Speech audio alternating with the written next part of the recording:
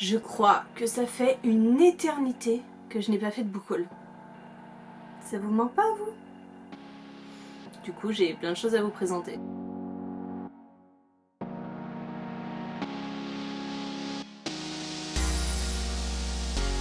Bonjour tout le monde, c'est Maud, on se retrouve pour un book haul. Oui, le dernier, je crois, était un mélange de mars et avril. Donc depuis mi-avril, je crois que je ne vous ai pas parlé de mes réceptions. Et il y en a beaucoup. Là, vous voyez, on arrive en haut, mais en fait, si je rajoute ça, la pile est vachement plus importante. Bon, on va commencer comme d'habitude par les services presse. Et vous m'excuserez, ça part du... C'est pas du tout rangé dans l'ordre, mais pas du tout. Par exemple, ça je l'ai reçu aujourd'hui. Il s'agit de Hollywood Monster de Estelle Faye et Fabien Legeron. C'est paru chez Gulfstream, éditeur dans la collection Echo. On est avec un petit roman horrifique jeunesse. Et on est dans les studios d'Hollywood où une terrible malédiction pèse sur le film Nécromant. En effet, tous ceux qui y travaillent se transforment en zombies. C'est pas cool ça? Donc voilà, c'est une de mes prochaines lectures. Ça va aller très vite et puis ça va me faire frissonner un petit peu. J'ai reçu également aujourd'hui 2 exemplaires de Instructions for Dancing de Nicolas Youn. C'est paru chez Bayard, ça sort très bientôt, très bientôt. Pourquoi 2 exemplaires? C'est pas un concours, non. En fait, Page Turner organise une grande chasse aux livres. Je crois qu'il y a 70 livres à gagner à Paris. C'est Audrey, le souffle des mots, qui organise cette chasse aux livres à Paris. Et en fait, dans toute la France, Page Turner a décidé de vous gâter. Donc j'ai un exemplaire qui va être déposé en boîte à livres à côté de chez moi. Donc à Condrieu, si vous voulez tout savoir. Sachant que cette vidéo va être diffusée quelques jours avant la chasse aux livres, puisque ça se passera le samedi 11 juin. Donc, un de ces livres sera à Condrieu dans le 69. Si vous êtes dispo, n'hésitez pas à me suivre sur mon Instagram. Vous allez avoir des petits indices pour trouver où sera caché ce fameux livre. Bien sûr, est-ce que j'ai besoin de vous présenter ce livre? C'est la nouvelle sortie de Nicolas Youn et c'est l'autrice de Everything Everything. Et là, on va être avec une histoire de danse. Oui, vous l'aurez compris, je pense, avec le titre. Même si vous êtes nul en anglais, je pense que vous pouvez pas passer à côté. J'ai reçu de la part de Anne Carrière L'Empire s'effondre, le tome 2 de Sébastien Coville. J'avais beaucoup aimé le tome 1. On est avec une grosse bricasse pour le tome 2. C'est ma lecture en cours, je viens de l'attaquer. Alors voilà, je l'ai attaqué, j'ai lu 18 pages. 18. Donc on va pas se mentir, je pense que je vais y passer du temps. En plus c'est une lecture adulte qui est très exigeante. Mais voilà, j'ai envie de connaître la suite et ce ne sera pas la fin puisque c'est une trilogie, il y a encore un 3e tome derrière. J'ai reçu de la part de l'Archipel Le Scoop de Michel Frances. C'est un roman où nous allons suivre une femme qui a une fille qui s'appelle Beth. Elle l'élève seule. Beth commence à voler de ses propres ailes puisqu'elle est journaliste stagiaire. Et malheureusement, Beth va mourir. Elle meurt subitement et Kate est anéantie. Elle ne comprend pas ce qui a pu se passer. Et quand elle va se plonger un petit peu plus dans les circonstances de sa mort, elle va peut-être se rendre compte que c'est peut-être pas un accident et c'est peut-être pour cacher un scoop que devait dévoiler sa fille. J'ai reçu de la part de Scrineo le 10e vaisseau de Pierre Bordage. Donc c'est un roman de space opéra, il est déjà lu, il est déjà chroniqué sur la chaîne, vous avez eu mon point lecture il y a quelques temps déjà. J'ai beaucoup aimé ce roman, mais j'ai été hyper déçue par la fin. On est dans un space opéra, je vous ai dit, où un capitaine qui est condamné, qui est en prison, se voit confier une mission.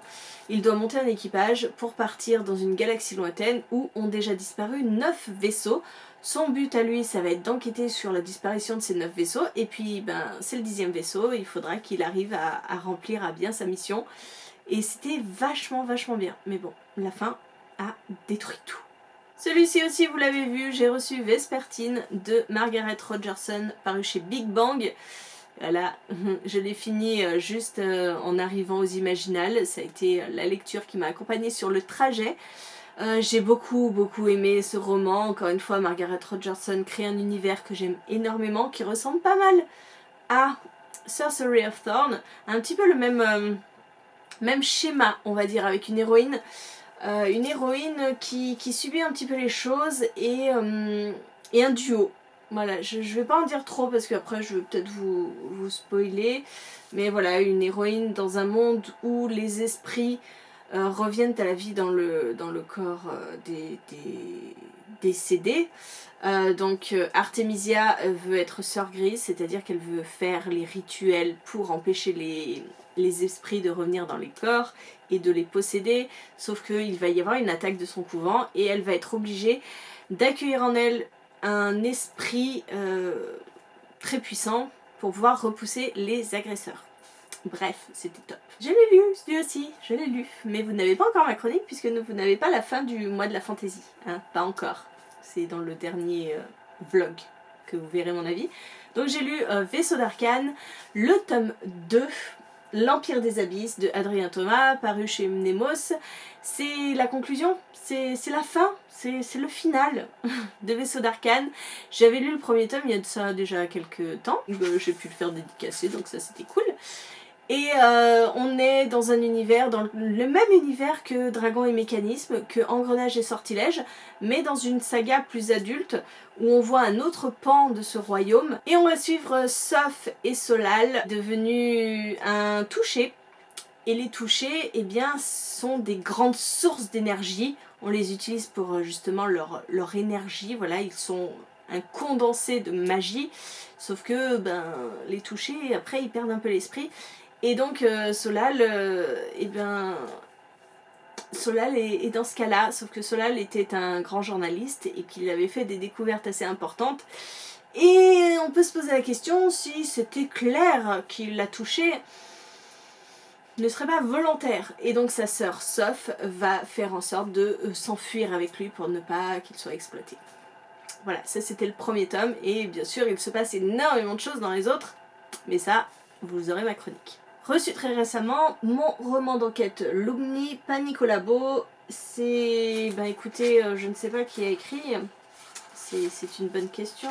Qui a écrit ce petit... Donc Lumni, Gauthier, Windling et Cyriel. Donc voilà. C'est un petit roman pour les 6-9 ans. Je ne l'ai pas encore feuilleté, mais il y a pas mal d'énigmes en rapport avec le programme de cycle 2. Donc on verra avec Julia ce que ça donne. CP, CE1, CE2, elle est en CP. L'année prochaine en CE1, est-ce que ça va suffire? Je ne sais pas. Mais voilà, ça me tentait bien. Et je vous ai pas dit, c'est chez Crown de Jeunesse. De la part de Poulpe Fiction, j'ai reçu Tarzan, Poney Méchant. Je déteste Paris. C'est de Cécile Alix et donc c'est chez Poulpe Fiction. C'est un roman que j'aurais dû recevoir fin avril et qui s'est perdu comme d'habitude avec la poste. Et donc j'avais lu un court roman chez Mini Poulpe de Tarzan Poney Méchant, ça m'avait beaucoup plu à Julia. C'était très très drôle parce que Tarzan a un sacré caractère. Et donc quand j'ai vu celui-là en format poulpe, je me suis dit allez, je suis sûre que je vais passer un super moment parce que Tarzan, c'est le poney à suivre. Voilà. Il est tellement blasé de la vie, le pauvre. J'adore.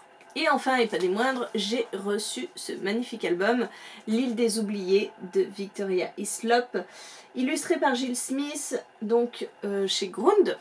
On est avec l'illustration du roman de Victoria Hislop, L'île des oubliés. Je l'ai lu il y a un certain temps, L'île des oubliés, j'avais beaucoup aimé. Et donc, je l'ai feuilleté un petit peu. Je vais voir comment a été résumé ce roman. Et puis, je vous donnerai mon avis. Donc ça, c'était mes réceptions presse. Maintenant, je vais passer à ce que j'ai acheté aux Imaginales. Oui, mais j'en ai que 4. 4, c'est tout. Le reste, c'est tous les livres que j'avais emmenés. Moi. Donc, j'ai acheté Les folles lectures d'Archibald Bloomer, donc le tome 1, Le Conte de Christo, de Ron Marty, chez Ozu, dans la collection Éclair Plus. C'est un roman illustré. Alors, il y a un marque-page il y avait un marque-page. Oui, c'est là où on était au gîte. Parce qu'on est en train de le lire avec Julia. Donc on n'avance pas très très vite. Hein, parce que Julia, quand il n'y a plus d'illustration, bah, ça l'embête. Et puis elle a envie de lire les passages qui sont en... comme ceci. En gras. Donc ça va pas très vite, mais on va le finir un jour. Mais c'est chouette, on est avec Archibald qui vit dans un monde où tout le monde lit, c'est l'occupation principale des enfants pour qu'ils laissent tranquille les parents. Et Archibald, lui, il n'a pas le droit de lire des livres de fiction, on va dire. Il a le droit de lire la presse, mais les livres de fiction, non. Et en fait, il va comprendre pourquoi, parce qu'il va se mettre à lire un livre en cachette, et en fait, il va se rendre compte qu'il plonge dans le livre. Et que c'est pas normal. C'est pas normal. Mais c'est très chouette pour l'instant. Donc premier achat. Pour la petite info, c'est parce que en fait, les âmes inconscientes, je les avais prêtées à Adeline. Donc je ne l'avais pas pour faire dédicacer. Et j'étais persuadée que j'avais les enfants de Pickwood et je ne l'ai pas emmené. Donc je voulais pas laisser Ron Marty sans me faire une petite dédicace. Donc je lui ai pris ça.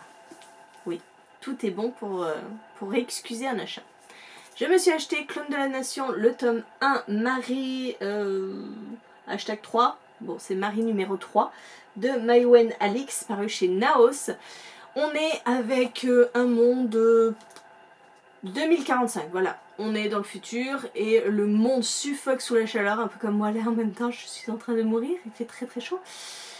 Et en fait, le gouvernement anglais a la mainmise sur les clones. Ils peuvent cloner les célébrités qui ont fait le succès du monde, donc Einstein, Marie Curie, ce genre de choses. Et il va y avoir 3 de ces clones qui vont s'évader. Je vous dis 3, est-ce que c'est 3? J'ai mémoire 3, mais je ne sais pas. Peut-être 2, je ne sais plus. Donc ces clones vont s'échapper et Marie, qui vit sa petite vie tranquillement, va voir son visage affiché partout, recherché de partout. Et elle va se rendre compte qu'en fait, elle-même est un clone de Marie Curie. Voilà. Cool. Je me suis pris l'incontournable Le Chant des Géants de David Brie, paru chez L'Homme sans nom, parce qu'il est beau, il est beau, il a énormément de beaux retours, à l'intérieur il est aussi magnifique, et David Brie était tout seul le jeudi soir, donc c'était l'occasion. Oui, c'était l'occasion. On est dans une sorte de conte où on va suivre 3 géants. Pourquoi j'ai l'impression que c'est encore 3? Oui, c'est 3 géants. Et voilà, j'en sais pas plus, mais m'en faut pas plus. Bon, bah, je me suis acheté La Princesse sans visage, le tome 1 des Royaumes immobiles de Ariel Holz, paru chez Slalom parce qu'il est très très beau, hein, on va pas se le cacher. Marilyn m'avait proposé de me donner les ENC, les épreuves non corrigées, donc elle me les a passées, j'ai commencé à les lire, et quand on a parlé avec Ariel, il nous a dit mais il y a eu beaucoup de modifications. Alors moi je croyais que c'était juste les points, les fautes d'orthographe, les trucs comme ça, mais il dit non, j'ai rajouté des choses. Et en effet, il y a plus de 10 pages de plus là-dedans. 10 pages. Donc en fait, j'ai abandonné les ENC et j'ai acheté le roman. Voilà. Ça, c'était pas une dépense prévue hein, à la base, hein, mais c'était obligé. Donc celui-ci est lu. Il a été lu pendant les Imaginales, au retour des Imaginales. Donc vous aurez mon avis dans le dernier vlog. Non ? Je voulais donner l'avis? Non, je voulais pas donner l'avis. Oh là là, je sais plus que... Non.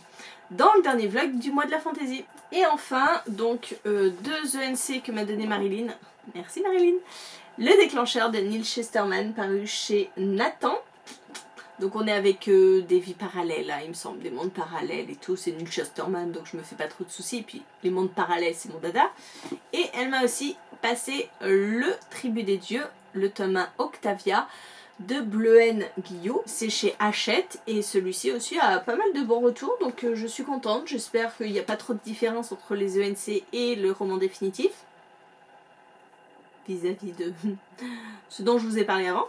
Mais voilà, encore 2 romans de plus qui viennent agrémenter ma palle. Donc voilà, écoutez, c'en est tout pour ce book haul qui a duré 18 minutes. J'ai pas fait de coupe encore, quand je vous dis ça, là c'est d'une traite, donc ça va être un tout petit peu plus court, mais pas beaucoup plus. Bon, j'espère que ce book haul vous a plu. N'hésitez pas à me dire en commentaire ce que vous avez acheté, si vous avez été aux Imaginales, est-ce que vous avez très peu craqué, comme moi? Raisonnable, franchement 4. Ou est-ce que vous avez craqué votre slip complet, hein, ou votre PEL? Au choix, le slip est moins cher que le PEL, hein, on est d'accord. Dites-moi tout, n'hésitez pas. Et puis moi en attendant, je vous fais des gros bisous, je vous souhaite une très bonne journée, de très bonnes lectures et je vous dis à très bientôt pour une nouvelle vidéo.